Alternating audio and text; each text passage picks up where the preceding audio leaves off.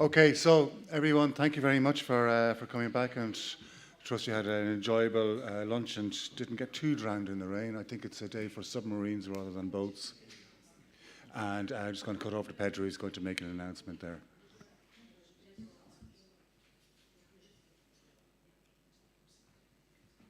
So, good to have you back. So I will make a small reminder and a new announcement for tomorrow. The reminder is that after the Congress is finished, whenever the last people's spokes is done, we will have a small gathering. It's not a dinner, it's not a formal dinner. It's more of a reinforced coffee break. So we would like all of you to join us and to change a little bit of last words between each other before everyone could go on with their lives. And tomorrow we'll have some visiting planning for whoever wishes to go with us.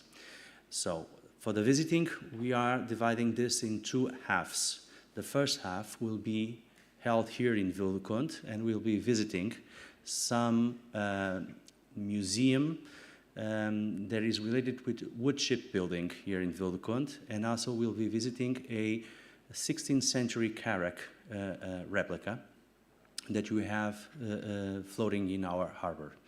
Then we'll catch a bus, which is already being taken care of, and we'll go to the nearby municipality where we'll be seeing some more stuff related with wood shipbuilding, but in the form of a shipwreck.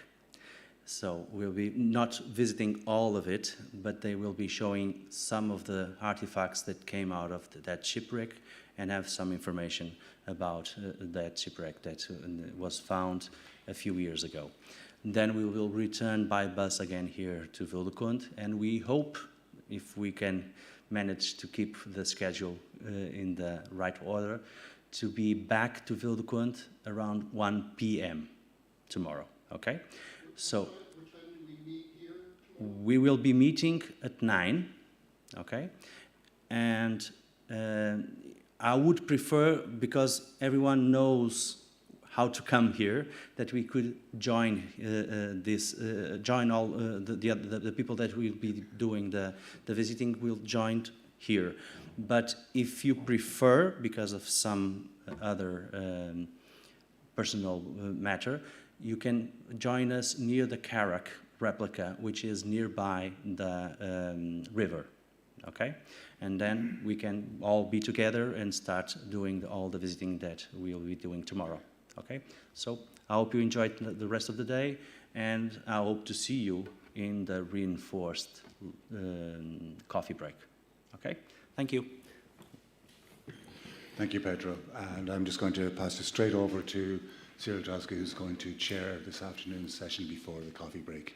Thank you. Thank you, Niall. So welcome again for the first of the two remaining sessions in the afternoon. It's quite an easy task for me because we have three presenters. The second one, as I was informed, will introduce herself in her presentation anyway. And the third presentation will be by Carl, who already gave one of the presentations, so I will not introduce you again. But we have now with us Ljuba Jence.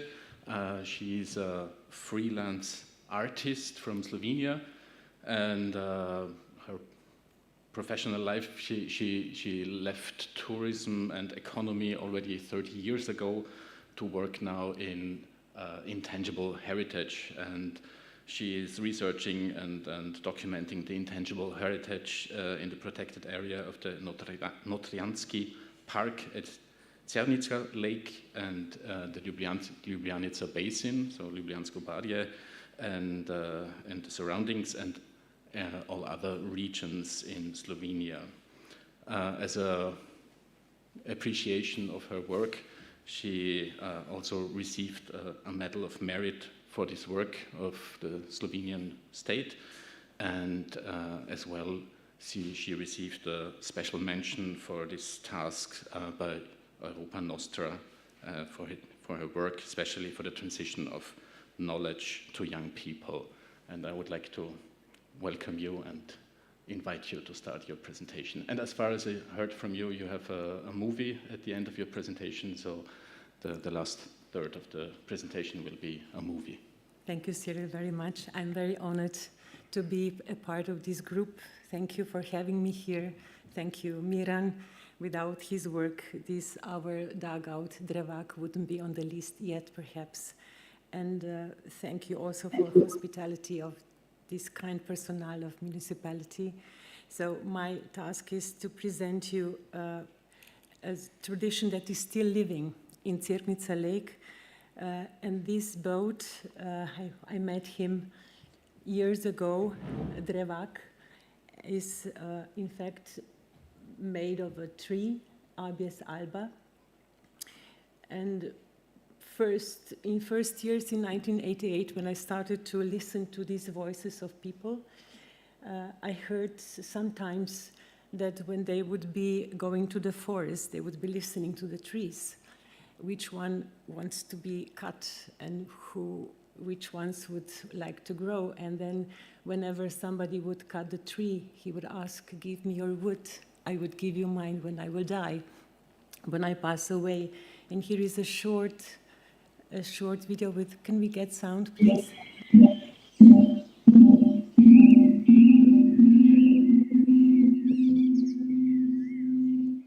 To see the atmosphere of the lake where I live here, very, very near to this position. And it is when it's flooded, and this is our new dugout boat, extended after when we finished the project.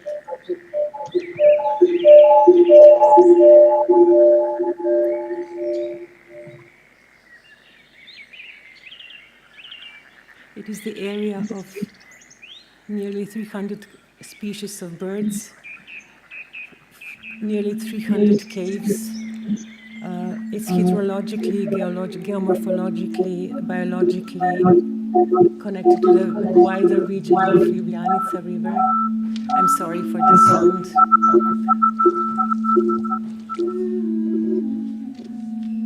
So this was before we started the project, and it is.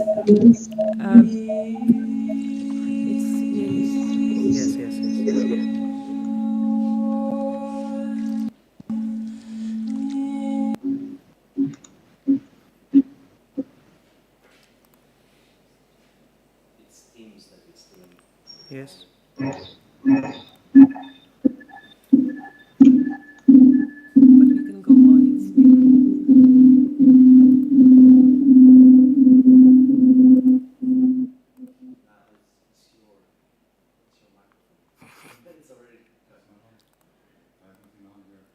okay. Thank you.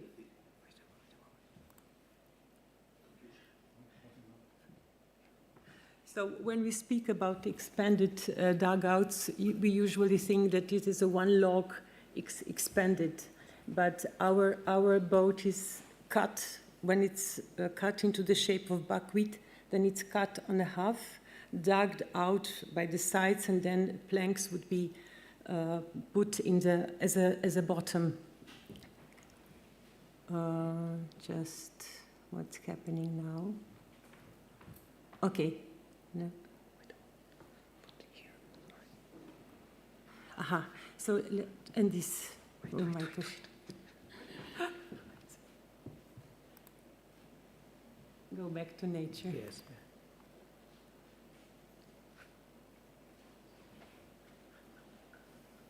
I'm sorry.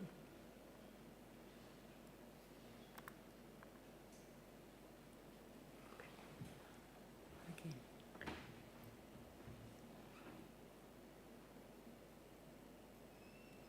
We need to skip. No. Yeah. So we are. This is our lake. From the point of view of this village, which is on the island, and from this, please stop. Can I stop it? Can you pause? Yes. Which one? Pause. This one. Ah, thank you. Okay. So Ljubljanica River is a karstic river going. No, this is really. Push. You have a clock, internal clock on the. Okay, it stopped. Okay, it stopped. Now it stopped. Yeah. So we call it. No, it doesn't work. Maybe we just go through. Then I tell the story. Okay. So this is the. This one. Sorry.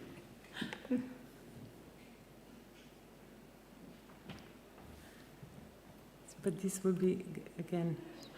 Okay, let's go fast. This is the river basin of Ljubljanica River. On the right side, we see a map of Slovenia. Our park is in the heart of Slovenia, and this is the village where they needed boats to get over the lake to get the forest, to reach the forest, but also for fishing. And before this road was built, boats were the only traveling tool. Tool. So, and these people from this village, boats were the only way how to reach Cerknica. So Notranjska Park is in the heart of the Ljubljanica basin, and we have the most beautiful water cave, Križna Jama. This is how the lake looks like when water vanishes away to other parts, and this is the next level field of Rakuškocijan when lake vanishes. So in history it vanished 7 times a year, but nowadays it can vanish 7 times a year. So and we made a documentary film on the lake, and our director said that it would be good to have a story how the lake is connected to people's life, because this is uniqueness of Cerknica Lake, how people adopted to the waters. When they were fishing, when there is no water, they go cutting grass. So following Convention of Intangible Cultural Heritage by UNESCO, I found out, how can we, just, yeah, okay. So, yeah, so this convention is helping us, giving us a tool how to protect not the boat. When you read the convention, you know it's protecting intangible cultural heritage, which is focusing on oral expressions, performing arts, social practices, traditional craftsmanship, and knowledge and practices about nature. And when you see, in fact, you cannot put the boat on the list. You have to recognize if you have inseparable trinity, which is knowledge, intangible cultural heritage, a bearer of knowledge, so boat builder, and location. So if all these 3 conditions are fulfilled, you can go on into transmission of the knowledge to young generation. We documented the process into a treasure chest of the region and suggested enlisting a bearer on a national list of register. And then we also prepared programs for the 3rd generation.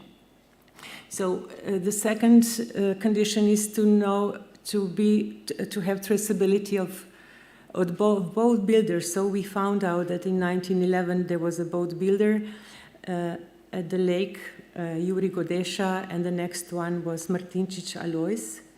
And I even found, no, this doesn't work. His very, very simple plan how to make a drevak. And next are 2 brothers, Anton and Francel Loco. So we have this traceability, and historically background of function is documented in Janez Vajkard Valvazor, Slava Vojvodine Krajinske. It's about transport on Sava River, and also of animals, and also for people. And here we see how they made this ponjava cover over the boat to protect before the rain. But we still cannot recognize if these boats were cut in 2 or not.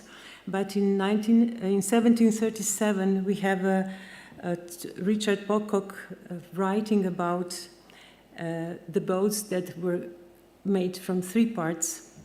If we see, look back, so he's talking about 2 parts, 2 sides, and the bottom is in the shape of log boat. So it could be that even later illustrations with Franz Anton Steinberg are already extended duck boats, but we are not sure because he's not exact when he describes them. Yeah, so here we saw duck hunting. There are about 19 boats on our lake, and some fishermen would be helping with the ducks, scaring, and landlord would be hunting them. And here we see how local people would be fighting against bears. That was a funny story. There's also with a deer, but I didn't bring it. So, and then a technical museum of Bistra, we have one drevak from Planinsko Polje. This is the next field after Cerknica field. And then we found this, some old photos. These are 3 fishermen. The first one is scaring fish. Just because this is interesting. What even this? He is scaring fish, and they would be then going into the other part of the lake to catch fish. This is from Loška Dolina when there were floods. So we have very different 2 types of dugout boats, and this is very precious photo of a marriage.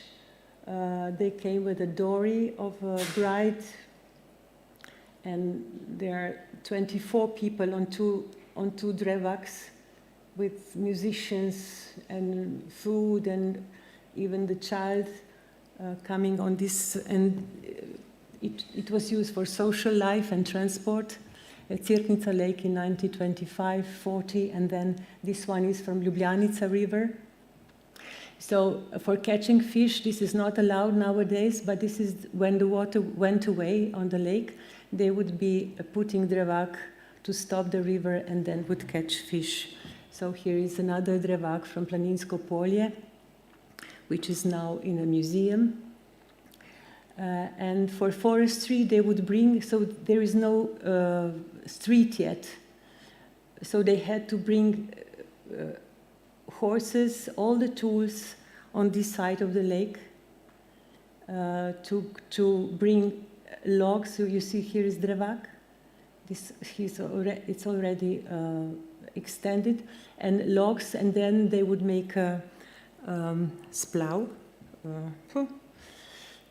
when they bring logs together, and they would paddle them into the other side of the raft. Thank you. So here we were with Tone, and he said, shall we do transmission, and we put you on the list. What will your sons say if we just share this knowledge? This is your bread, he says.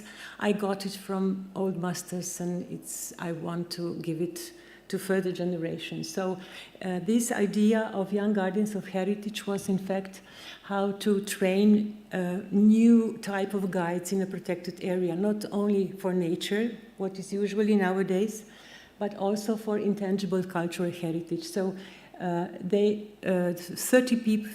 young people applied, and they were trained to be a guide.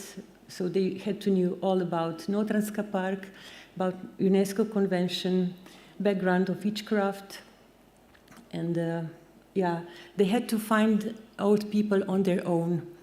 The old people didn't know how to do all these things, and then bring the documentation into treasure chest of the region.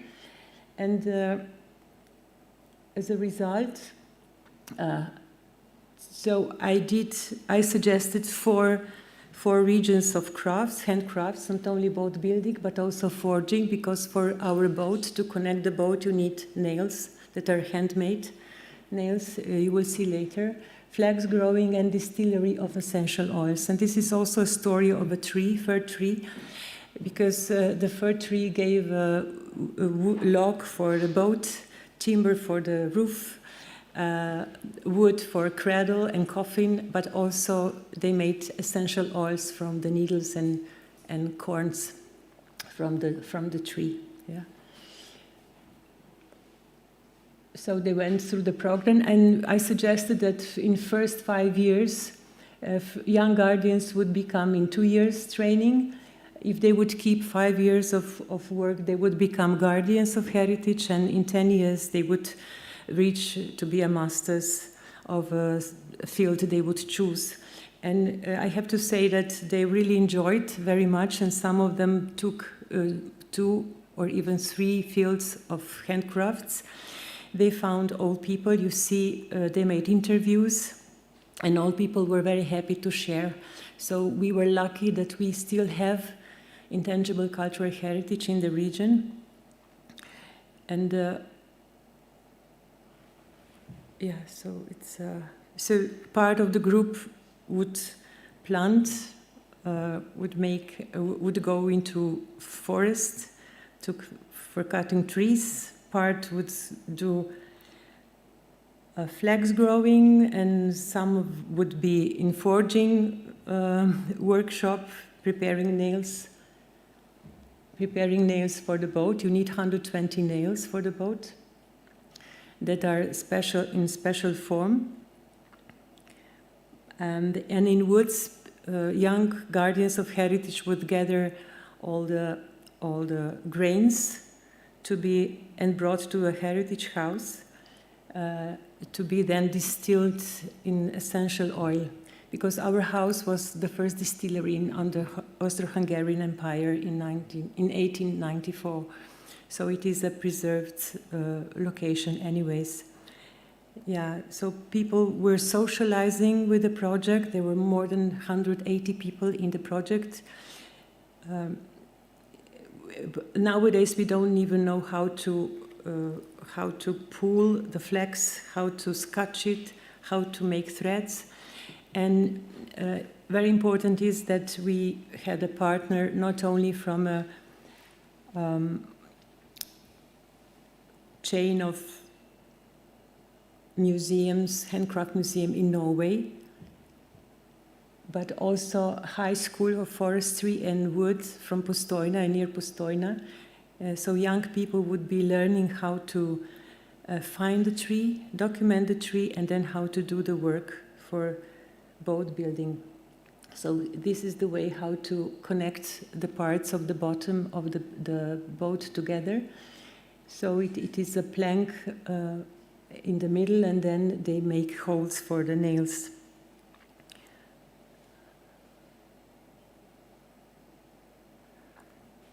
And Tone, this type of, he likes his boat is nicely made. Traditionally, they would be more rough, just for the use for forestry and bringing, yeah. And at the end of the project, we had a floating of the boat, and it was a big event, nice social event with folklore and lots of kids and journalists from all over. In Heritage House, we made an exhibition of other works from flax weaving and forging and essential oils. So this is how the new Drevak looked like on the day of floating.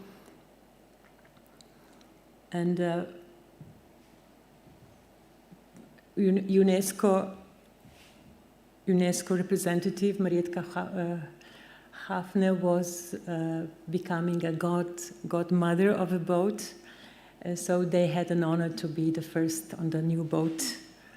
But then others would be very happy to try how to paddle it or to vessel it, or row it. Perhaps you will help me with finding the right word. So these are two sons of Tone in their own location of workshop.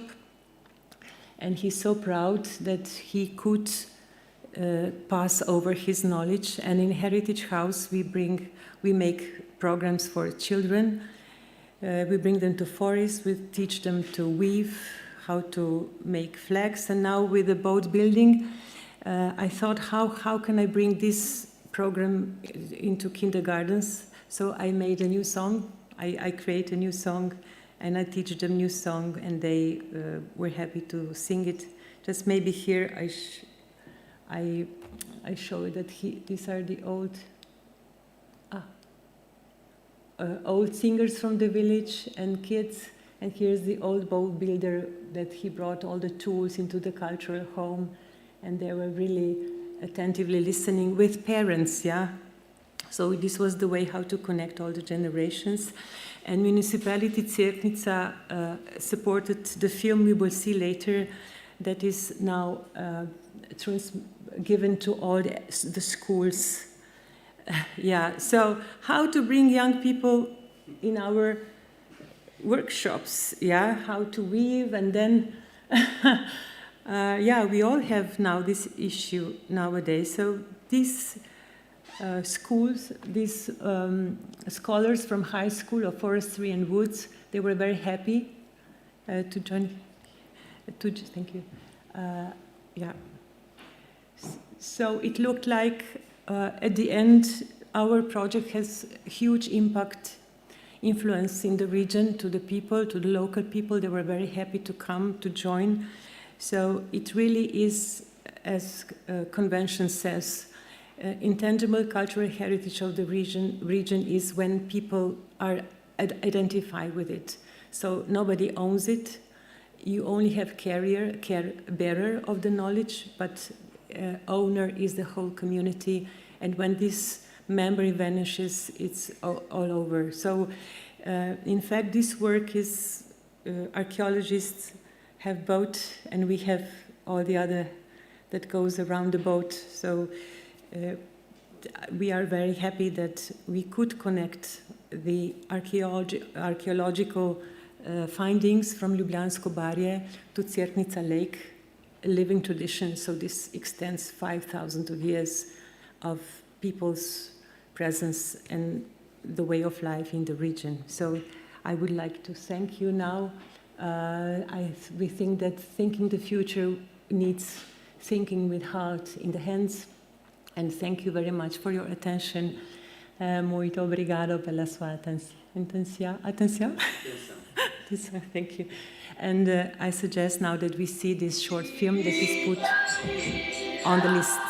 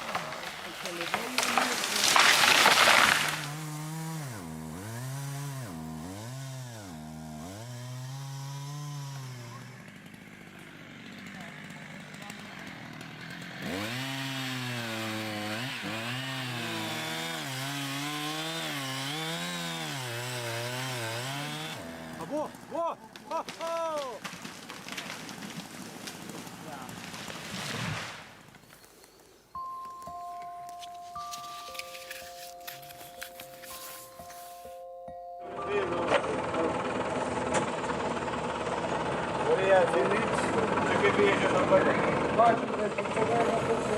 Ja.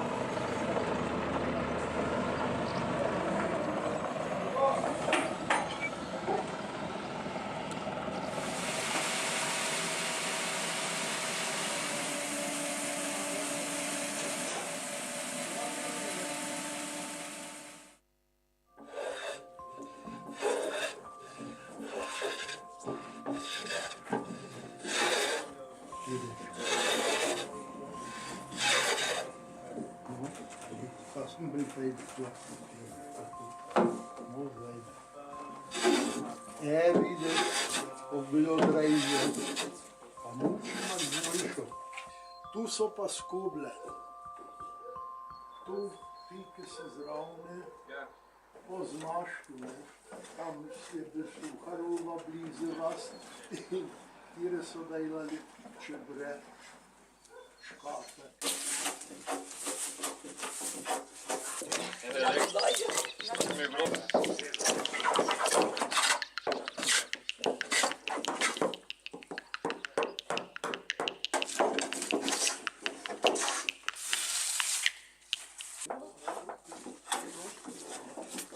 Tako.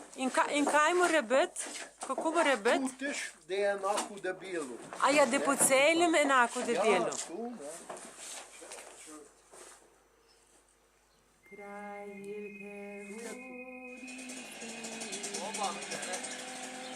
Ja pa ne prde uka, ne?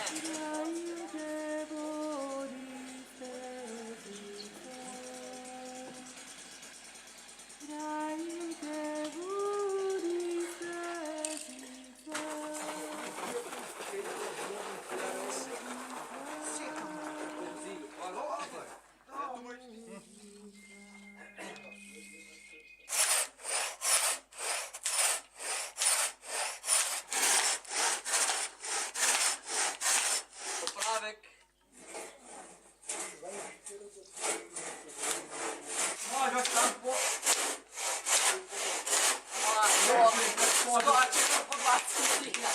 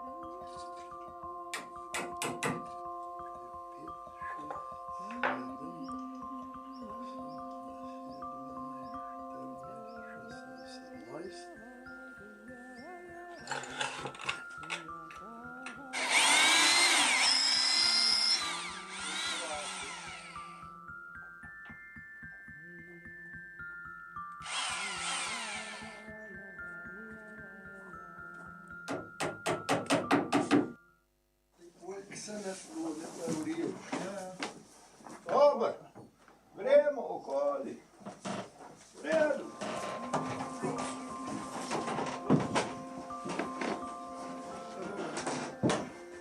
Arome so pa take od lesa, Evo ga, plava. to je pa čez vse njene.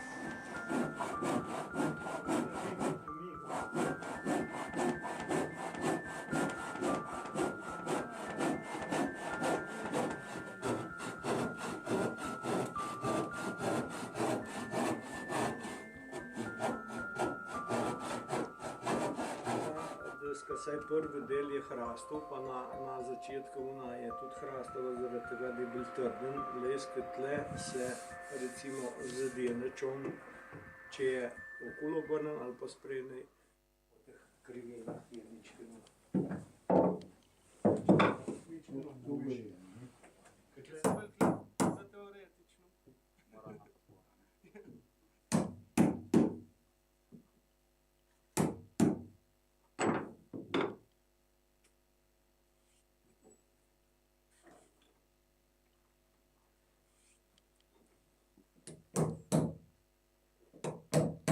Nič ne pomaga hititi. Dva dni bo pregradil. Kaj boš zdaj še tle naredil, trto? Trto moj vil. Aha. Pa tu je iz rabute ali iz le... Kaj je To to? je rabuta. Rabuta. Ja. Čakaj, pa kar bližje pa pokaže. Sej bomo v drugo, ta malo kratko. Aha.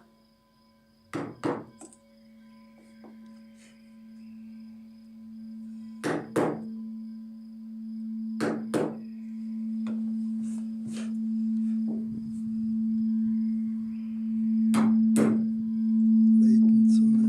Ja, Rojstva. tako. Tu je tu.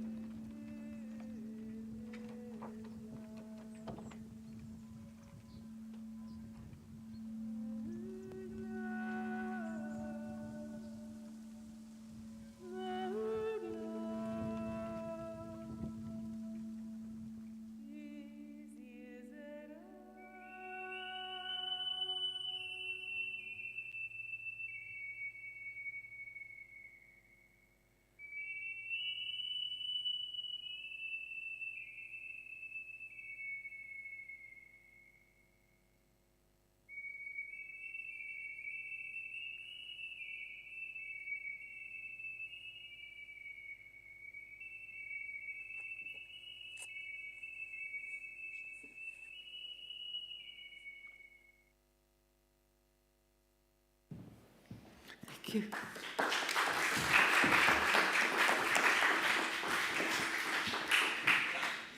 Thank you very much, Ljuba, for this very interesting movie. We are a little bit behind schedule, also, again, because of technical reasons, probably. And right now we are going further to the east in Europe, to Bulgaria. And our next colleague speaking is Zdravka Georgieva. I don't know, Niall, do we have the... Okay, there's a video, okay. As I said, she's going to introduce herself on her own at the beginning of the video.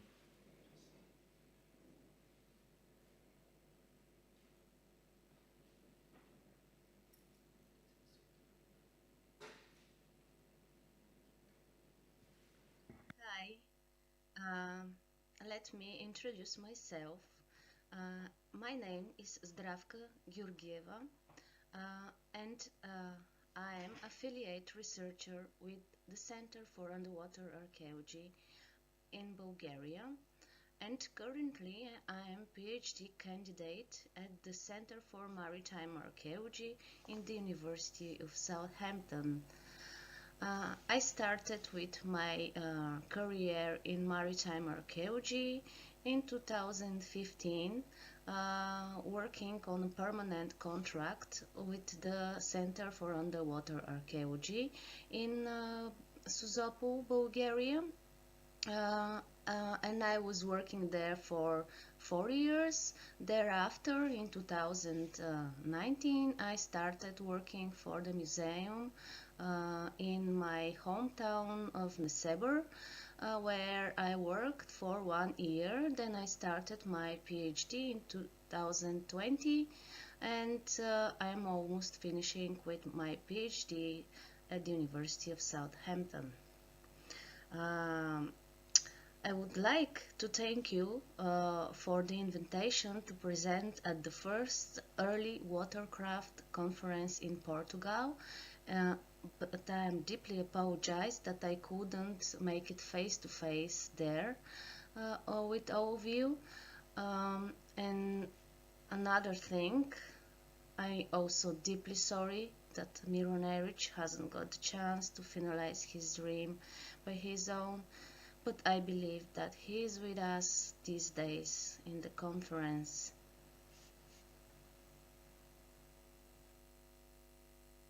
Six vessels, all of which I refer as walkboats, were accidentally discovered in the territory of eastern Bulgaria between the period of 1966 and 2008.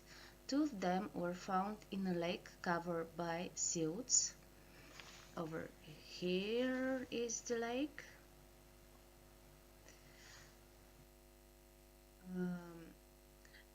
One derives from a marsh area where a lake joins with the sea strips, which is this one. The other was also discovered in a marsh area but inland, this one.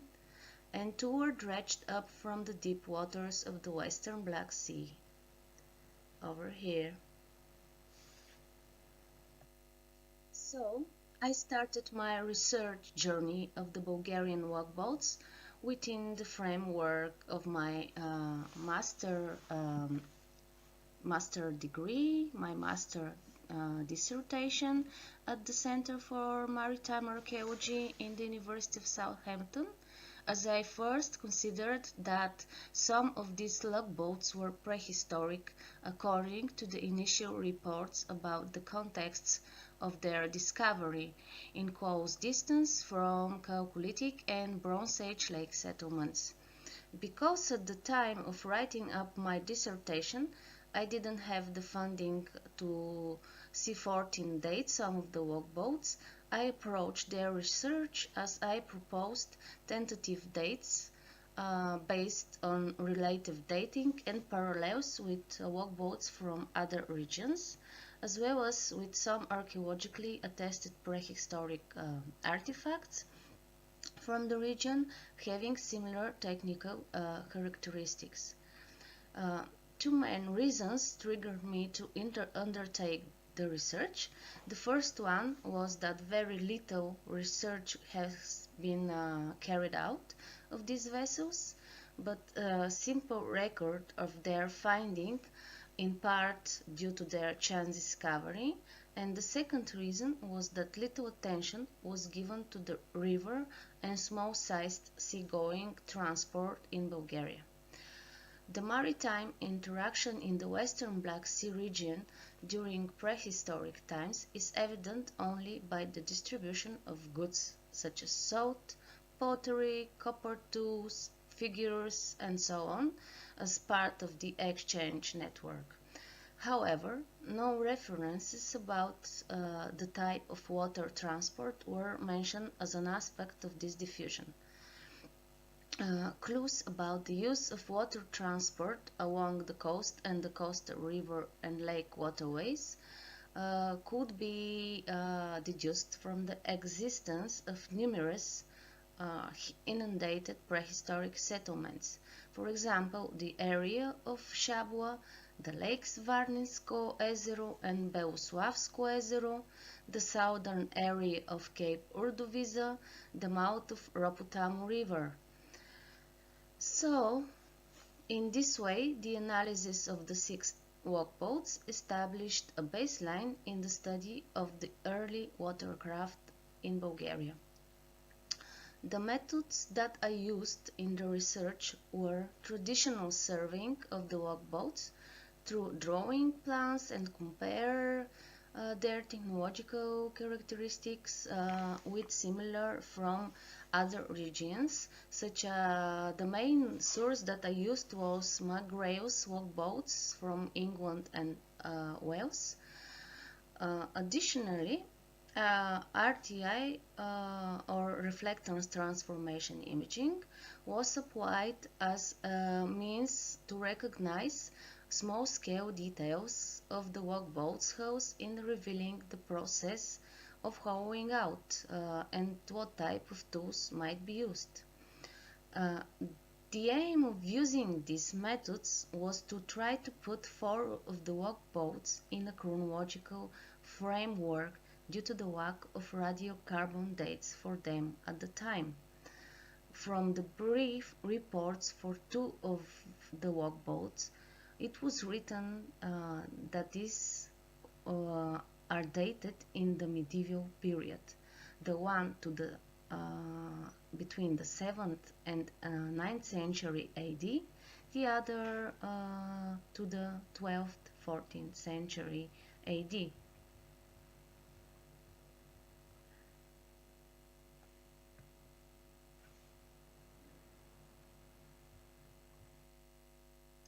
The technological description of 6 workboats follows the morphological code table by McGrail in his work Workboats of England and Wales, which addresses the form of the bow, the stern, and the body of the vessel and determines the shape of each vessel in terms of plan, transverse section, and elevation.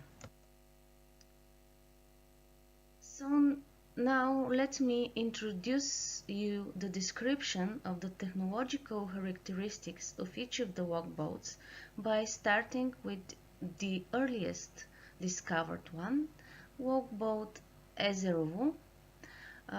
Before that, to briefly mention that each of the vessels is given the title according to the place and year of their discovery.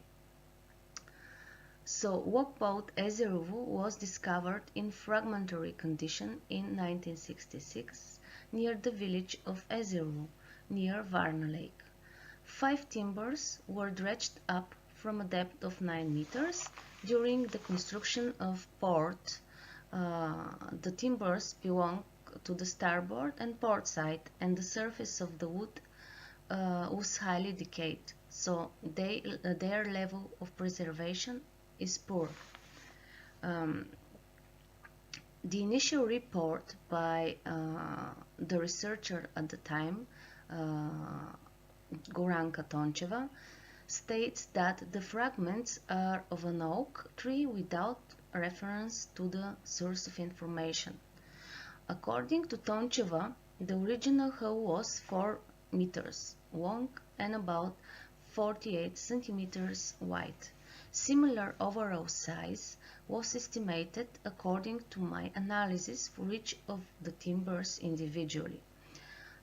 3 of the timbers, timber 1, 3 and 4, located on the port side, form a length of 3.17 meters and width of 49 meters is calculated based on the widest part which are preserved in timbers 1 and 2, which appeared to have preserved ridges on them.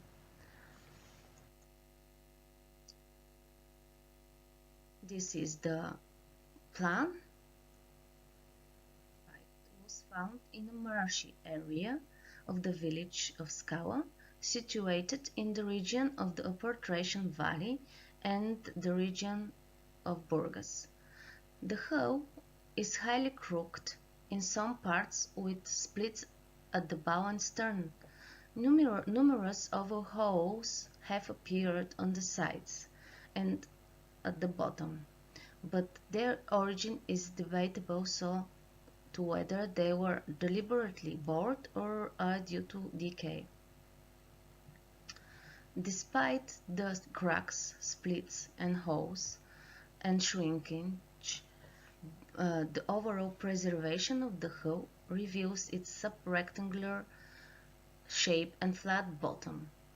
The length of the workboat is 2.85 meters and its width near the bow is 35 meters. The rounded bow is easily distinguished from the flatter stern.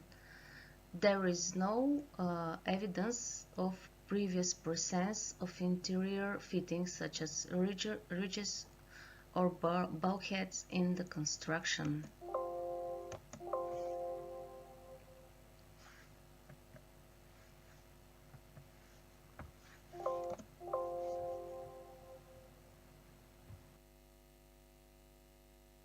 Here is the plan of the walkboat Scala 1968.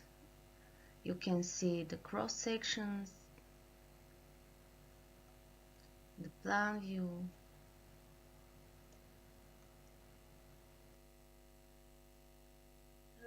The other one was dredged up in 1970 from a layer of a 2-meter thickness, filled with peat and reeds. It was found near the railway station of Tupolite in the vicinity of Varna Lake. After the discovery of the walkboat, immediate conservation work was undertaken by the Bulgarian Heritage Institute. Before its conservation, the sample for absolute dating was taken from the hull, which gives the walkboat dates between 7th and 9th century AD. The walkboat has length of 3.15 meters and maximum height measured in the midsection is 35 centimeters. The body of the walkboat is boat-shaped and its elevation can be defined as sheer and possessing a sub-rectangular or flare transverse section. The bow is with rounded point. The thickness of the bottom in the midsection varies between 5 and 10 centimeters. Two bulkheads were retained during the bowing out and are integral part of the inner body of the walkboat. The thickness of the forward bulkhead is 12 centimeters and the aft one is 16 centimeters. The bulkheads divide the walkboat into 3 sections, of which the middle one is the largest with a length of 1.55 meters. Marks of hauling out through removing wooden bands left on the bow and stern section clearly show the use of axes and adzes, yet the material of the tools could not be possible to be obtained through the RTI application. The randomly cut marks left on one side of the fore and aft bulkheads suggest either insufficient building skills or an unfinished building process. This is the plan of this logboat, as you can see, and which I already described.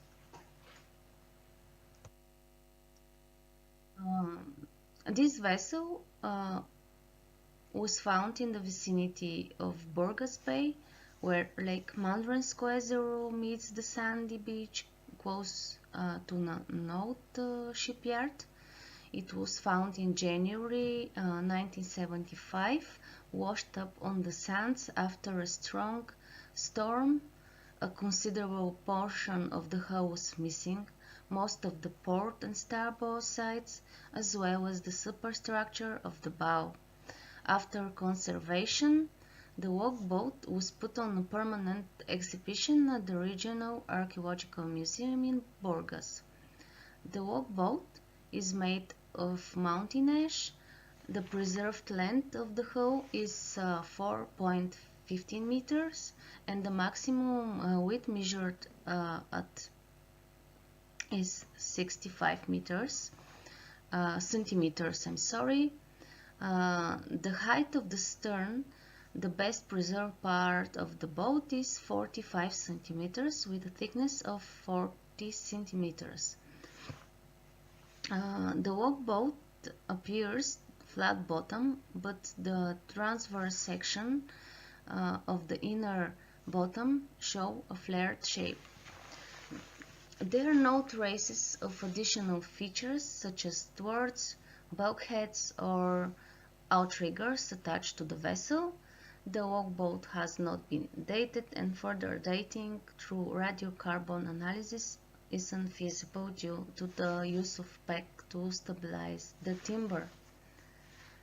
And this is the plan of this logboat in Mandarin Square Zero.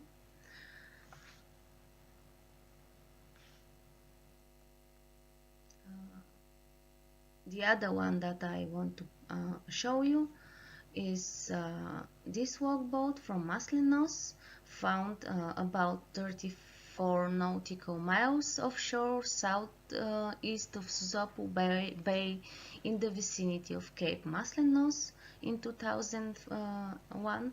According to the fishermen who recovered it, the walkboat was dredged up from a depth of 117 meters, hauled up in nets of trawler boat. The exact location and depth are therefore considerable tentative, of course. Conservation was carried out in 2002 after transportation of the walkboat from Suzopo to the National Museum of History in Sofia, where the walkboat is now on permanent exhibition. The tree species is defined as mountain elm Ulmus quabra huts. Mountain elm spreads across the lowlands of Bulgaria up to an altitude of 1,300 meters. The length of this walkboat is 4.56 meters, which makes it the longest in the group found in the territory of Bulgaria. The maximum width is 75 centimeters, measured at 2.10 meters from the bow. The walkboat's shape is tapered, the bow is duck-billed, the bottom is mostly rounded, but the forepart may be described as a sub-rectangular. The stern has a sub-rectangular shape, but its transverse section and elevation projection represent a rounded shape. Here is the plan of this logboat, as you can see. The cross sections as well, the plan view and the elevation plan. And the last walkboat that I want to show you is discovered in 2008, some 15 nautical miles east of Cape Maslinos. It was trawled up by a fisherman's boat from a depth of 61 centimeters in approximately the same area where Maslinos 2001 was found. There is some controversy over whether it is a walkboat or a container for a different purpose. Nonetheless, I studied it as a walkboat because it was discovered in deep water and the one end seems walkboat shaped, and also can find parallel to similar item from River Tent at Houghton Abbey in the UK, described and categorized by McGrail as a walkboat. This walkboat has a length of 2.56 meters and a maximum width of 75 centimeters and height of 45 centimeters. At the one end, the average thickness of both sides is 1 to 2 centimeters. The form of the walkboat is box-shaped with parallel sides and a rectangular transverse section. The ends have a sub-rectangular transverse section. It is difficult to determine the bow from the stern as they have very similar shapes. One end is slightly higher and thicker and the other end is thinner.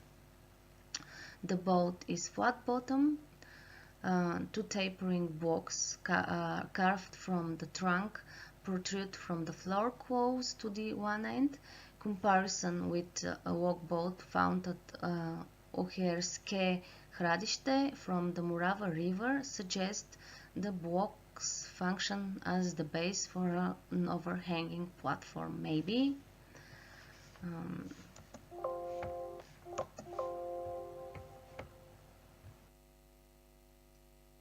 This is a plan of this vessel.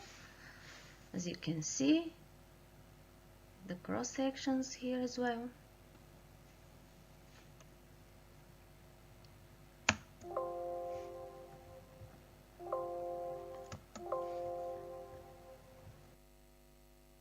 So 4 years later, after writing up the master thesis, I had the opportunity to obtain C14 dates for the walkboats that were not previously dated and to which prehistoric dates have been originally attributed according to their find spots near the early prehistoric settlements on Varna and Mandrensko езеро. As we all know, based on studies of many walkboats discovered by chance around the world, it is known that relative dating is ineffective due to the uncertain context of their discovery. Seriation through analysis of their features is generally ineffective, as similar ethnological characteristics are found on hulls over long periods from prehistory to modern times. This leaves the methods of absolute dating and dendrochronology the only ones for accurate dating of the Bulgarian walkboats. So, in 2018, timber samples for C14 dating were taken from 4 of the walkboats, which had not been subjected to conservation procedures with chemical substances, and from samples taken prior to chemical treatment from the Suzopol walkboat found in 2001. This has allowed comparison with the only previously dated walkboat from Tupolite from 13th to 15th century AD and allowed them to be linked to a non-socio-cultural group. Radiocarbon dating was undertaken at the Scottish University's Environmental Research Centre facilities. Dates have been calibrated against the Intelcal 13 Northern Hemisphere radiocarbon curve and were reported by Dr. Michael Grant from the University of Southampton. The radiocarbon dates from the wood samples will generally represent terminus post-quem ages for the walkboats. You can see the results provided in the table down. The walkboat from Ezirovo has provided the oldest age so far for a walkboat from Bulgaria. This one is the first one that I show you, the fragmented one. The remaining 4 dated walkboats, including the Tupolite walkboat, the second one that I showed you, post-date this one, but are shown to have statistically comparable dates. If contemporary, the overlapping dating ranges could suggest peak use during the early 15th century AD, matching similar trends documented by Lanting in his work during 1997 for a peak in walkboat use in Europe dating from the last 1000 years. So the lengths of the Bulgarian walkboats are measured to be between 2.55 meters and 4.65 meters, which categorizes the longest to be a small type of watercraft according to a typology of Slavonic walkboats from Poland, where three types are recognized: small one-man dugout for fishing between 3 and 4 meters, medium-sized craft for transport between 8 and 10 meters, and large boats for carrying cargo over 15 meters. Unfortunately, the small number of the finds and lack of archaeological excavation of walkboats in Bulgaria impeded making further general conclusions on the technological characteristics and development of the early watercraft used along the Bulgarian Black Sea coast. The current study of Bulgarian walkboats emphasizes their potential in future research agendas. Future detailed research on maritime and shipbuilding tradition and practices in the territory of Bulgaria would benefit from finding more such watercraft in Bulgaria, but this will require systematic underwater archaeological service not only of the coastal zones of the Black Sea, but also of the inland waterways. And I would be happy to hear advices from you what research methods or web platforms would be useful in developing the search of potential find spots where the people from the wide public could have the opportunity to upload their findings, and in this way we will know more about where to search. And thank you for listening, and if you have any questions or comments, I would be very happy to answer.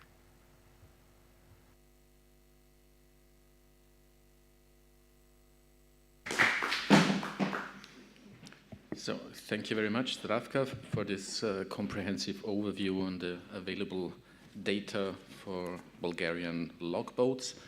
And we are going to right away pass over to Carl Brady again, going back to Ireland, and we will explore, I guess, a little bit more the management aspects of underwater archaeological sites. Yeah, exactly. Yeah, thank you, Cyril. And that's exactly it. I suppose maybe less interesting than my talk yesterday. I'm focusing more on the management aspect of it, which I suppose the discussion over the last few days have highlighted that a bit, that we need to, when we find these boats, manage them properly, try and ensure their protection and maybe their preservation either in situ or in an appropriate museum setting.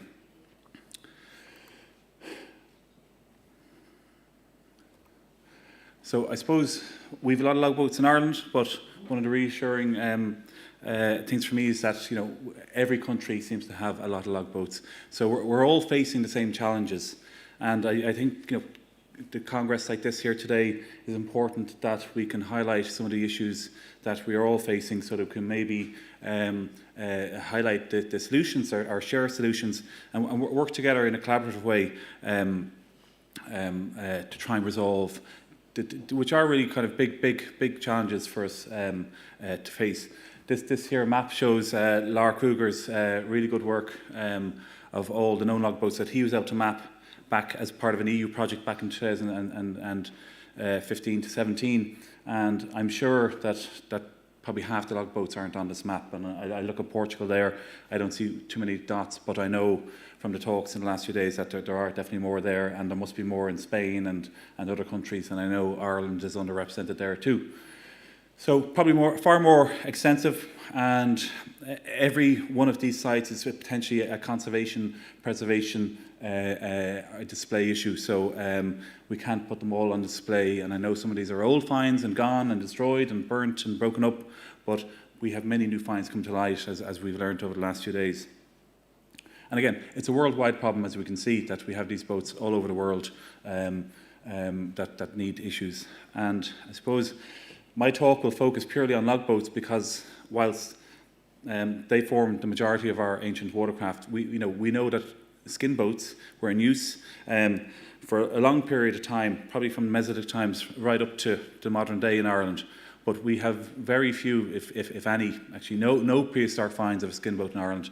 And I know Doreen is going to talk more about the skin boats later, so I'll leave that to her to expand on. But we have no skin boats, we have no bark boats, we have no rafts, we have no reed boats dating to prehistoric times or even early medieval times. So it's really, that's why I'm focused on the log boats today. So I propose, just as part of my talk, to give a general list of some of the challenges we're facing, and then maybe give you some case studies and show you how we've dealt with them over the last few decades, with a focus on maybe on displaying some of the new discoveries that some of you mightn't be familiar with.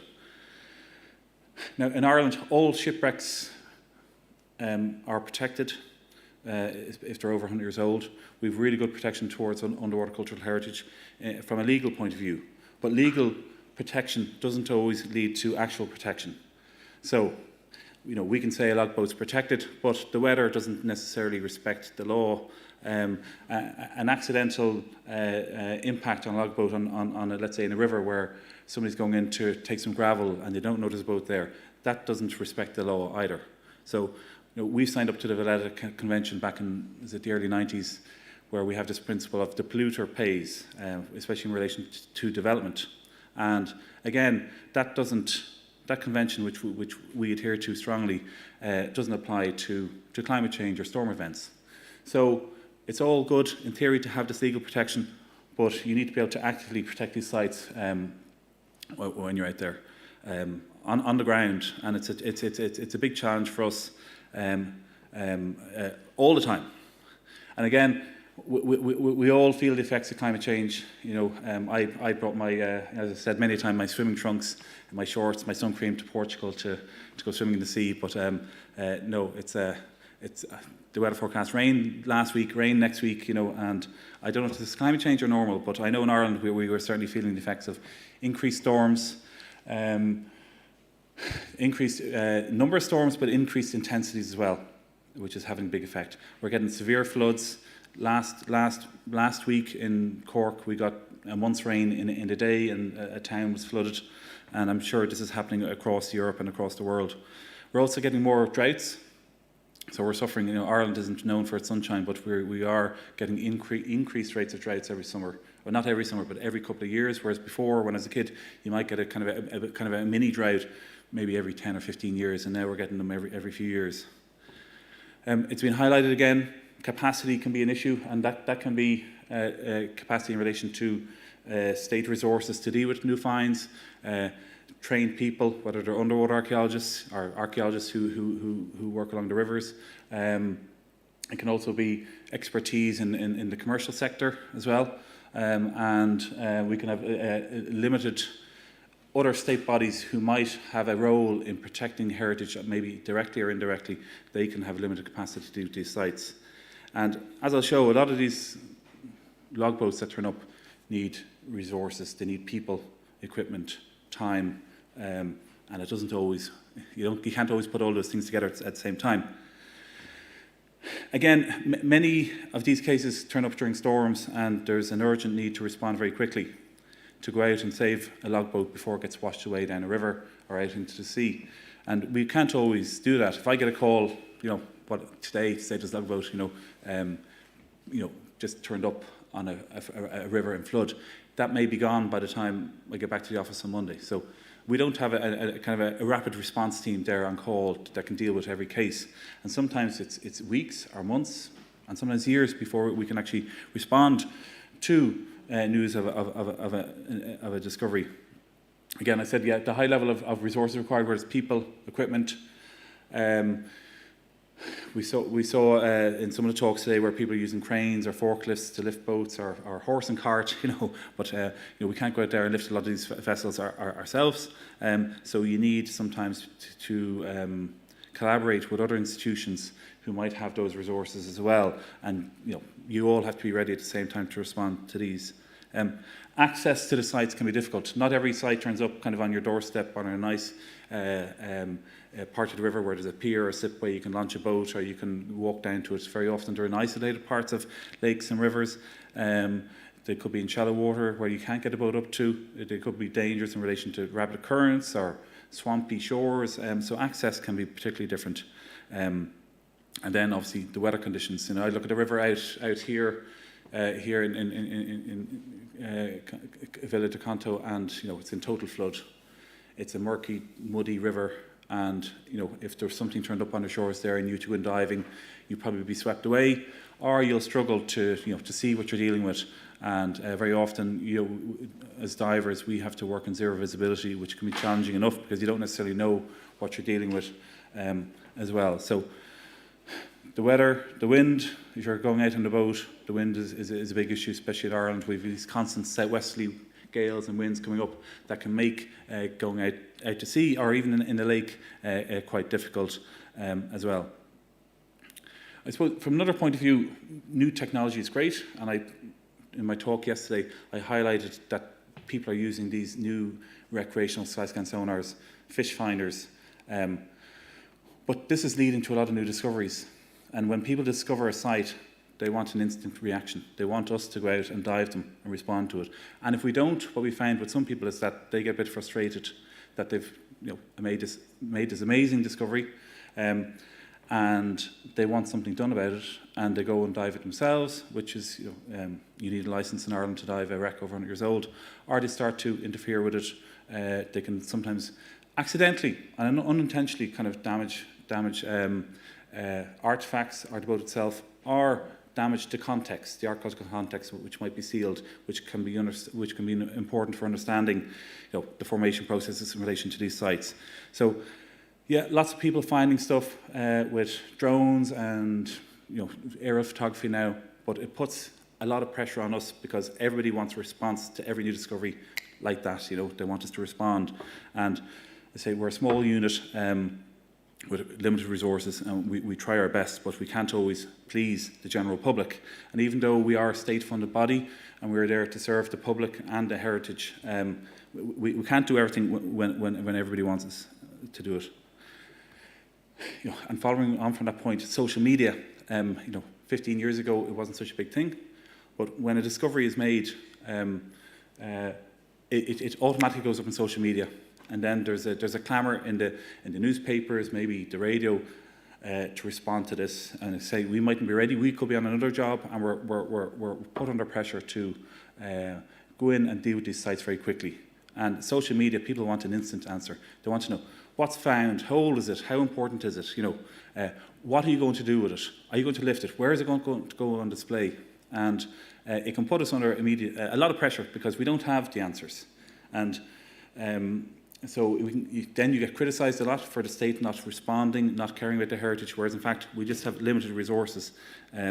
So we find that social media can put added pressure on us. And it also, with social media, a lot of misinformation can get out there, that people say it's a certain thing. If a shipwreck turns up, very often people think it's a Viking wreck or a Spanish Armada shipwreck in Ireland, whereas in fact most of them are probably 19th century British merchant ships.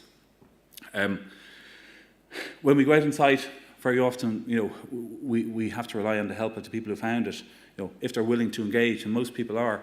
And whilst that's brilliant, and we thank the people, very much for their assistance and their enthusiasm, and they want to see it through. But, when you're lifting big logboats and stuff like that, there can be health and safety issues, and if somebody damaged themselves, which nearly happened once or twice, that, the state could be sued for that type of thing. So, really we have to make sure that the state should have all the relevant resources to deal with something. But then there are times when you have to go out and rescue something very quickly, and you don't have time to get the dive team together. They could be on another project, they could be on leave, they could be, could be a weekend, or the tide might be coming in. That you do sometimes ask for help, and I'll show you some slides of that.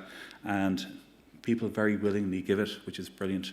But we just need to be careful in that regard. Conservation and display and long-term care is a big issue, and I know, Beat, we were talking about this yesterday, and it's been raised various times, and there was a really good talk on that on Friday by our Portuguese colleagues, who highlighted the issues regarding conserving a logboat and the costs and the time. And once you conserve it and put it on display, that's just the beginning of the process. You have a long-term process of care for these sites. The conservation process is continuous. It's not just sticking a bit of peg and freeze dry it and so on. It's a long-term, lifetime obligation really. So what you do with a log boat or any bit of waterlogged timber, you have to consider very carefully. I suppose we're quite guilty of this. You know, lack of publication on these finds, lack of engagement with the public, and maybe not highlighting the importance of these sites enough. And it's not from a lack of will or want. It's purely down to resources that we struggle to do the day job, let alone do those extra works in the state. Certainly in Ireland, we are getting better at it, and our department funds another heritage service called the Heritage Council, and we kind of try and put over a lot of that task to engage with the general public and get the public engaged with archaeology. We fund them to do that, but from our own point of view, we do need to, if we want people when they find these sites, first of all, recognise them, recognise their value, call the right people to engage so that it can be protected. We need to highlight what they are and their importance. And that's, again, something we could probably be better at. And then ancient watercraft are just one part of our duty. We, as I said today, there might be 600 or so log boats recorded from the island of Ireland. We've 18,000 shipwrecks, and we've lots of other underwater sites, whether it be like bridges, fording points, piers and harbours, artificial island called canoes, which I'll show a picture of later. We have to also deal with those, and very often I find the logboat or the ancient watercraft, especially if it's in a fragmentary state, is considered very low profile and very low importance. So it's up to us to try and argue that, and I'll give you an example of that now. And in that regard, it's when we get discoveries like these, whether it's a World War I U-boat like the UC-42, which is found in 2011 off the entrance to Cork Harbour, or when one of the Spanish Armada shipwrecks uncovered in 2015 after a whole series of storms, and you have these bronze cannons sitting there on the seabed, our managers, our paymasters are very quick to give us funding to go and deal with that stuff, because they can realise it, they can appreciate the value of that, they see its significance, its importance, and so on. But it's more of a challenge when we are dealing with the log boats. Now, we've been able to manage with Loch Corrib to do lots of good work there, because we have found, I suppose, shiny objects like bronze spearheads and axes and so on, and they appreciate that. But as I said, when you're dealing with a bit of a part of a plank of the base of a log boat, they're less quick to give you time, money, and resources to deal with that. And again, as I said, we've lots of shipwrecks. Every year, the winter storms, strip away the sand off our beaches and uncover shipwrecks like this, and we get the call very often in the winter. These are just some of the examples that turn up, and some of them turn up year after year, and others turn up just occasionally. And again, there's a pressure to deal with these, and we do like to go out and try and record them while they are exposed, because very often they cover over quickly, and we want to record where they are, what they are, their importance. Or from time to time, sometimes they get washed away, and we've had a few instances to try and where we've struggled to deal with the bigger shipwrecks that wash away. And again, there's the offshore shipwrecks that the ship timbers are breaking up offshore, stuff that we can't see easily. And again, every year we get numerous calls of ship timbers. We have to try and go out and rescue these before they're taken, because people often want these for their garden, to create flower beds, stuff like that. Some people want them for mantelpieces, for their fireplaces.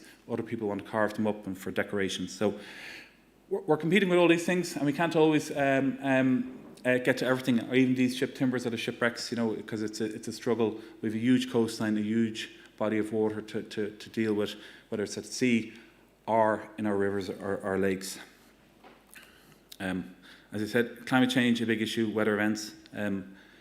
We have a policy in climate change, but as I said, just because you have a policy, it doesn't mean the sites will be protected. And we are getting, some log boats have turned up as a result of storms, like this example here in January 2021.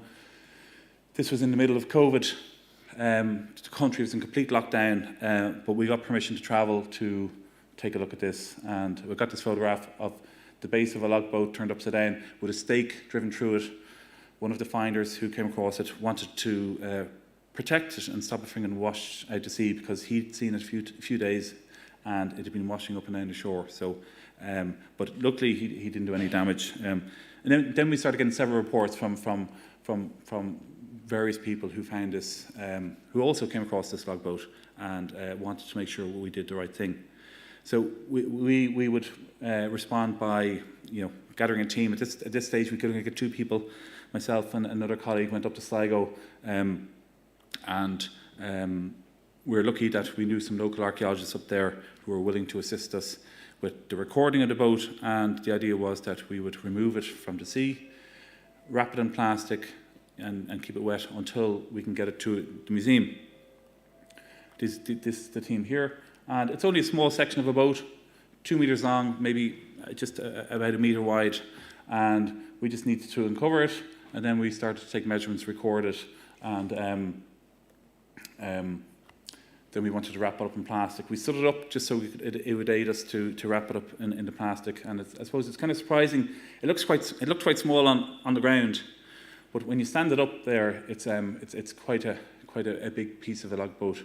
Only 2 meters long, or survives 2 meters. Probably would have been 10, 12 meters long in total. Would have been a huge vessel. But you can see it's quite worn down, and it's been kind of probably sitting out in Sligo Bay, getting sandblasted and kind of sanded down over time there. And you can see a lot of the wood grain is gone, and a lot of the original features are gone on it as well. But some features do survive. You can see just a little bit of the original surface of the floor there, and we have 2 thickness gauge holes on the boat there, and remains of a ridge. So it did, when we see these ridges and these big constructed log boats, we had a feeling it was probably Middle or Late Bronze Age, and we got a date back a number of months later, and it dates to around the 9th century BC. So it's another example of a log boat that's found in a marine context, and we don't have many of those in Ireland, and I'll show one later, but I suppose the question is, how did it end up at the sea? Was it a boat that, there is a submerged peat deposit very close by here, which has been dated to a little bit earlier, but did it wash out of that? There is an old lake close by, and was there a bigger lake there when sea levels were lower? Was it a marine craft, or did it wash down one of the nearby rivers out into the bay from one of the bigger lakes close by? And I suppose these questions have remained to be answered. As I said, and so that one, yeah. So we were to wrap it up, and the museum were able to take it away for conservation, and it's in the conservation lab at the moment. Drought, I suppose, is a newer phenomenon to us in Ireland, where we get these prolonged dry spells, which is great when you get lots of nice sunshine, but all the lake levels drop. This is a site that turned up in, was it 2020? Yeah.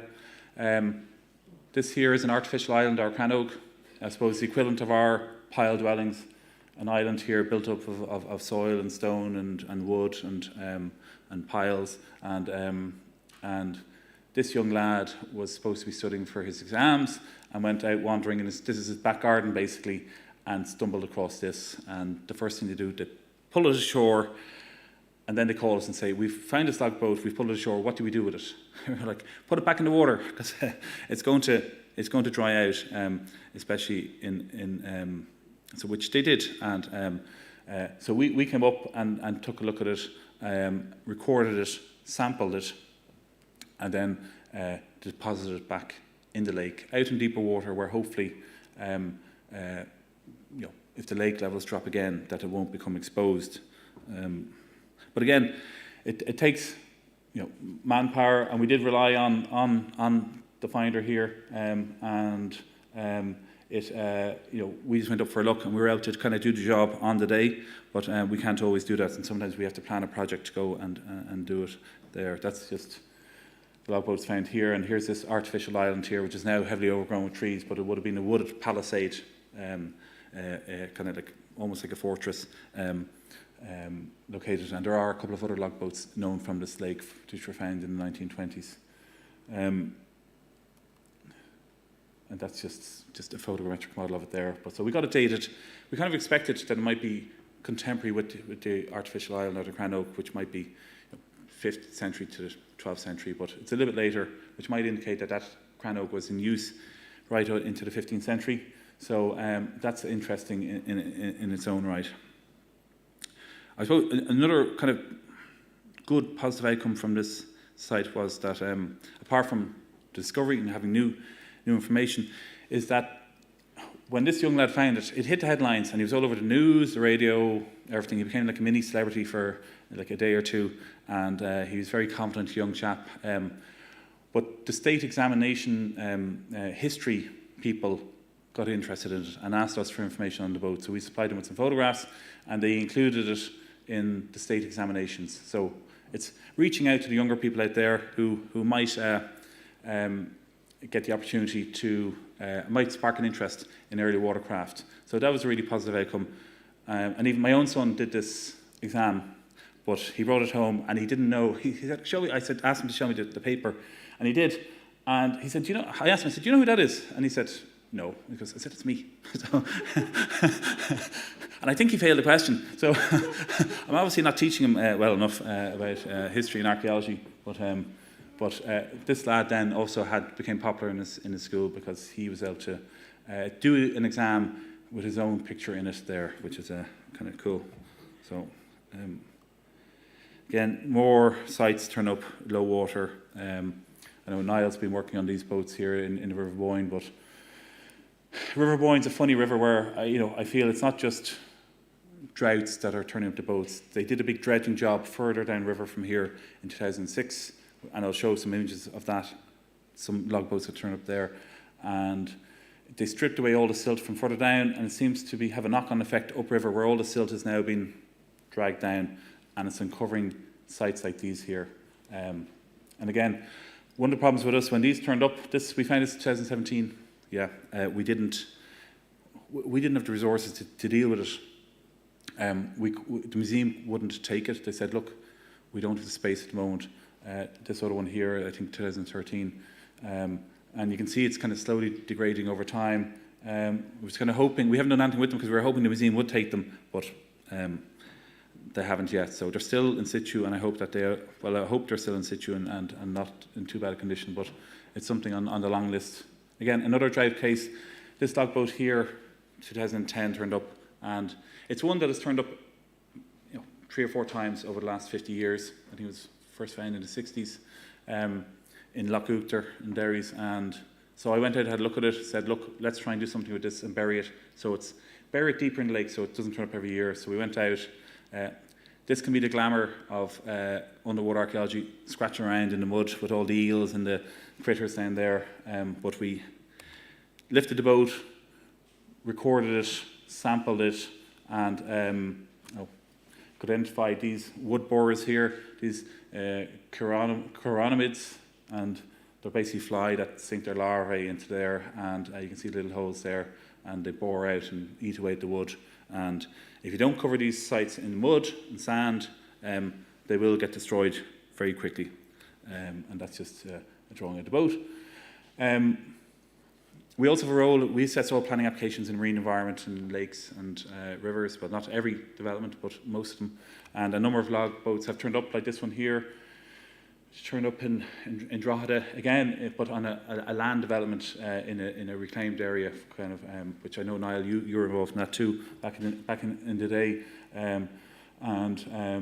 So we put conditions on the developer that they have to have an archaeologist on board to monitor all the development. This log boat turned up during dredging for a gas pipeline, and we had to stop the works for this dredging for this gas pipeline until this logbook could be removed. It was a big battle because the developer was saying it's going to cost us €50,000 a day to stop the dredger.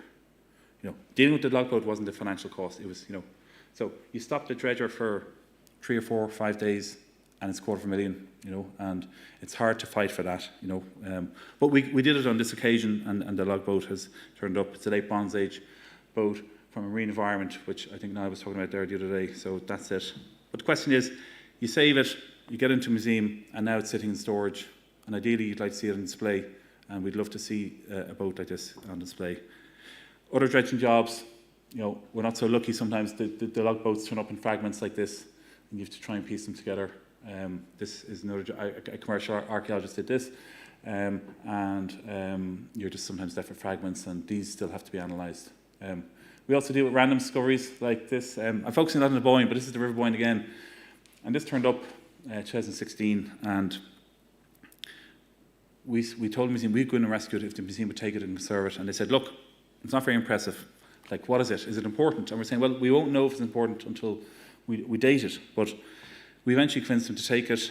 You had to get the help and logistics, hire a company to tow it away, and eventually we got it into a museum. And then they were going to decide if they could conserve it or not, because essentially they can't conserve every piece of wood that turns up. So we said we'd get a date on it, and then we can make a decision. But the important thing is that we got it out of the river where it would be washed away. And lo and behold, we got quite an important date, Neolithic date. And it's contemporary with the building of I don't know if you're familiar with Newgrange, the prehistoric passages in the Boyne. And once it became contemporary with that, it became big news, even though it's basically a bit of a plank. But we could associate it with something important. And it's about creating these stories about these finds and getting a bit of an interest. So again, that hit the headlines, even though it's just basically a plank. So we have bold people in Ireland as well, divers who sometimes interfere with boats. And this is a log boat from Lough Corrib. Sonar image, you can see this, what's a rope coming off it here, and this item here we sparked our interest. And lo and behold, it's a rope tied with some 2 milk cartons here, which would have been used as a float, as a guide down to the log boat. Just see the outline of it there, not very well preserved, only the base of it. But when we dived it, we found this bronze spearhead and a wooden spear beside it. And we're kind of wondering, if divers were diving this, what did they find? Did they take all the gold and silver and just leave the boring bronze, and wooden spears behind? Or did they just miss it? But I suppose we'll never know. It's a 10-metre long log boat, possibly a ferry boat, no features on the inside, but another log boat from the River Blackwater, which a finder took ashore and carved it into planks so he could make these ornaments or decorative features. I'm not sure, but luckily he was saved. And then, I suppose, I know I'm running out of time here, but conservation is an issue. And as I said before, when people find a log boat, very often they want to drag it ashore. And getting ashore is the easy bit, but what do you do with it then? And this was dragged ashore in the 60s. And it's in a floodplain, so it kind of submerges for maybe half or most of the year. So it has preserved somewhat, but it's a Bronze Age longboat, about 10 metres long, and just sitting there rotting away. I only came across this a couple of years ago, and it's it highlights that if you don't have a plan with your find from start to finish, which should include the long recovery to long-term care, you're going nowhere. This one here was found. This is Republic of Ireland. This is Northern Ireland. It washed ashore. We share this river, but it washed ashore on this side, and it was discovered. A bit of interest, and then it was just left there for a number of months. I'm not sure what happened to it now, if it's taken into care or if it got washed away in the floods. And the problem is, if this gets washed away in the floods, it could wash ashore in the Republic side, and we'll be sent out to deal with it then. And that's happened a few times where we've done that. I won't get into museum storage. We kind of discussed it over the last few days, and here's an example of an early Bronze Age logboat that's on display in an aquarium. It's not really the right setting for it. It doesn't have a proper display, but at least it's been conserved in the water and it's been monitored. We are looking at maybe doing an underwater depository where we can store waterlogged wood until we make a decision, but we haven't yet found a proper site for it. A lot of consideration to take on board, and it's a long-term commitment to the management of these in certain locations. I'll skip that. We've lots of positive things though as well, which might help us. We've a new heritage bill which came into effect only a couple of weeks ago, which will strengthen the protection for underwater heritage and will probably lead to us getting more resources to deal with underwater heritage. We're hopefully going to sign up to the UNESCO Convention next year, and that legislation we passed last week will help us do that. And whilst that won't directly help protect ancient watercraft, it will, I suppose, help to highlight the importance of underwater heritage in general, which will have a knock-on effect for underwater heritage. We're developing a strategy for the protection and management of Ireland's underwater heritage, and I hope that, as part of that, we'll develop a research framework. And one of the things I'd be pushing that was that we have a focus on the early watercraft, go looking for the skin boats, and deal with other aspects. And we're trying to get training for divers, archaeologists. We worked with Niall. Niall spearheaded this program, which he talked about yesterday, about getting proper recording standards for logboats, and we fed into that along with Mirren and our colleagues up the north. But Niall did a great job spearheading that. And again, we're trying to encourage the recreational divers to engage with underwater archaeology, because they seem to shy away from it, and so that if they're out diving, that they can recognise the logboat. If they come across it, they know what it is and they know its importance, and they don't just dismiss it. So that's a slow process. We're not probably engaging with it as much as we should, but Dorina ran the NAS course in Ireland for many years, and other people have taken up the baton now, so we're trying to work with them. So I'll leave it there before I get kicked out. So thanks very much, everyone. Yeah. Thank you, Carl. Please stay with us, because we have a couple of minutes left for some questions. Also, Ljuba, are you with us? Yes, you are. Please come to the front. I don't know, is Zdravka also with us online? She's coming online now. Okay, great.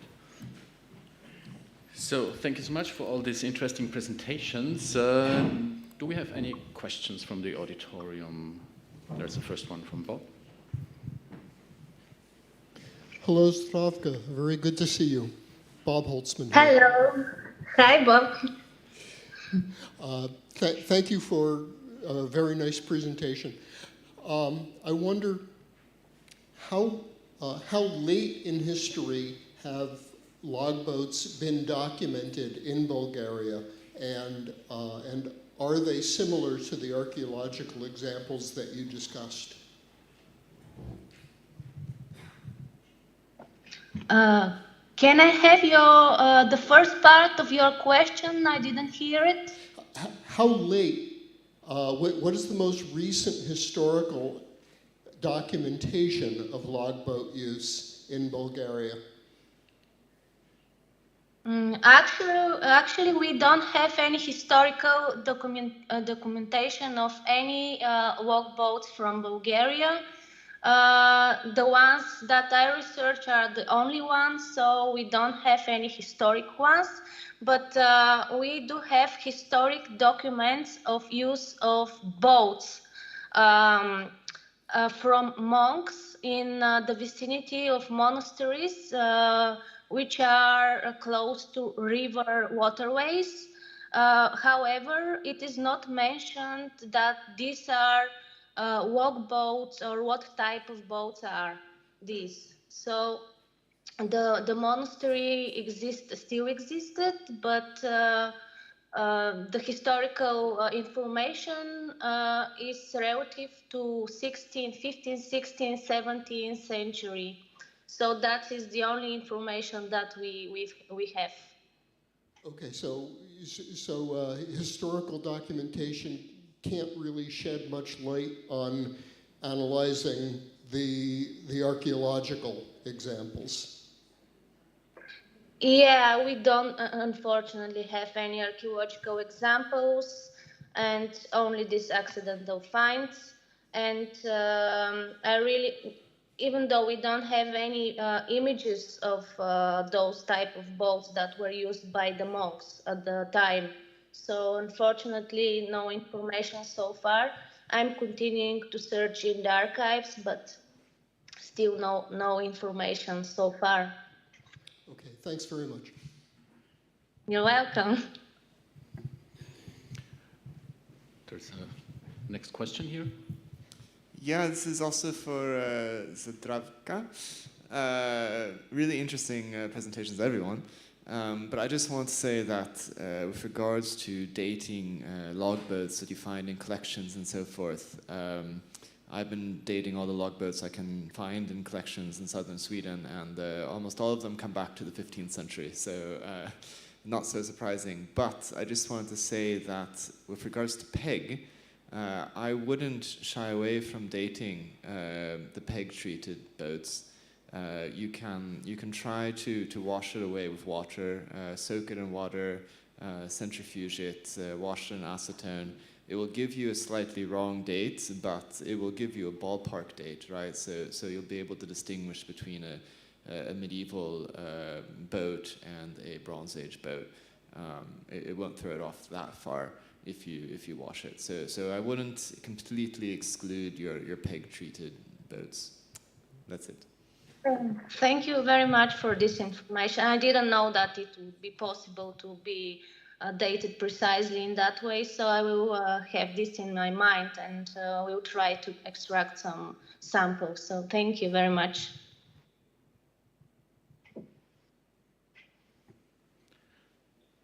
Any other remarks or questions from the auditorium? Yeah, please. Hi, for Carl.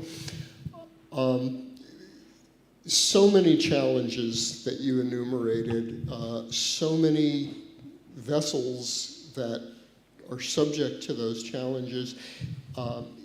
Has anybody tried to assemble a kind of decision tree process where you can make a quick assessment of a find and put it on some kind of a prioritization list and say, okay, it ticks these 6 boxes out of 10 items, therefore we need to do something. Has anyone tried to put together that kind of a prioritization system? We have tried, and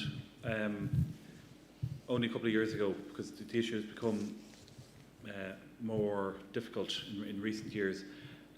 So we drafted some SOPs that we would work with the National Museum of Ireland. So we have 2 different institutions in 2 different departments.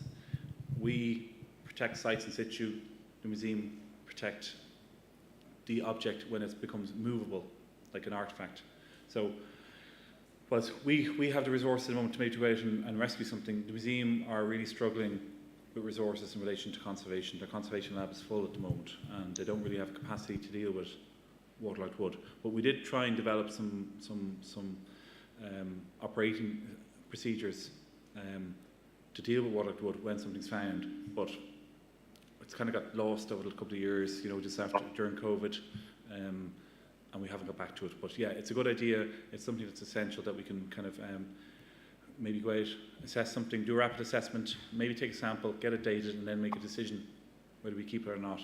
But what we don't want is that if we leave something on site, the general public will think that this is not important, that the state doesn't care about it. So if they don't care about it, we can take it. And we can take it and make an ornament, put it as an ornament, chop it up, whatever, use it for firewood. And that's not the message we want to send out. So we are looking at that underwater depository idea as a long-term solution, that whatever we find, we just go and lift it, put it in there, make sure it's buried in silt or sand so that there's no microorganisms. So it's in an anaerobic environment where the microorganisms can't get at it.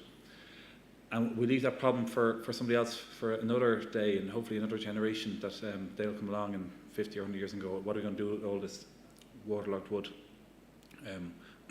But that's a tricky process, because we have to get the right location, ideally state land that's secure, that is has a stable underwater environment that's not going to be dynamic and sifting sands and silts. So accessible, easy for us to work in, and it's hard to find a location like that. But that's something we're probably going to aim towards. Just a question, could you use an old swimming pool or something and fill it with silt? We could, but we don't have one. Yeah, we would look at anything feasible, but we don't have one. Another option is putting it into a bog and preserving it in the peat, which would be very effective. But again, it's just getting the right. A project like that would take up actually a lot of resources to get it going, and At the moment, we don't have those resources, but as part of our new strategy on protecting underwater heritage, we hope that this will be officially identified as a need, and then we can then progress it. And we get government, our strategy will be a government, hopefully signed by government, so it'll be a kind of government policy to deal with all these issues that we raise in it, and then we get the funding and the resources to progress it. But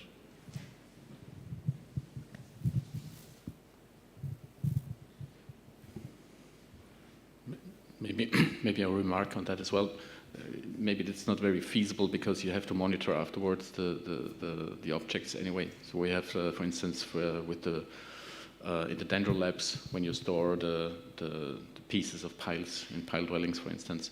So, for instance, the colleagues in Switzerland, in Zurich, they have thousands of stored probes, and it's very difficult because some of them are still deteriorating and some are very fine, and so they are still trying to grasp what is happening there and why. So you have to monitor it. So if you bury it in a swimming pool and just leave it there, maybe in 10 years, it's nothing left.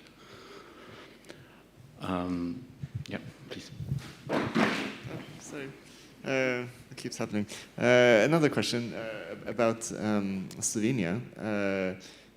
Do you have any archaeological examples of these boat types, and how old does this tradition go back? Thank you. Archaeological sites are in Ljubljansko barje, so it is 3 levels lower than Cerknica Lake. So about expanded cutted dugout, there is no findings yet. So we don't know when was the boat, when has been cut. Thank you.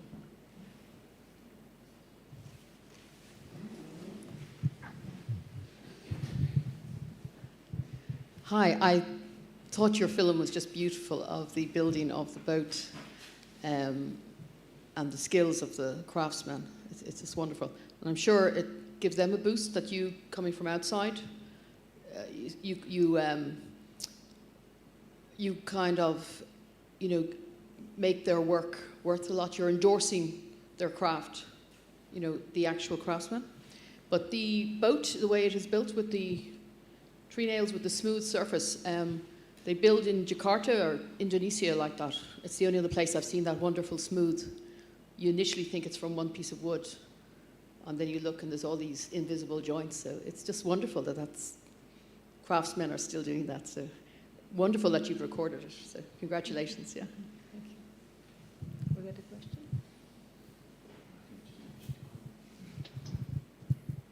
Was that a question about? Thank you. Yeah, thank you. Thank you very much. Yeah.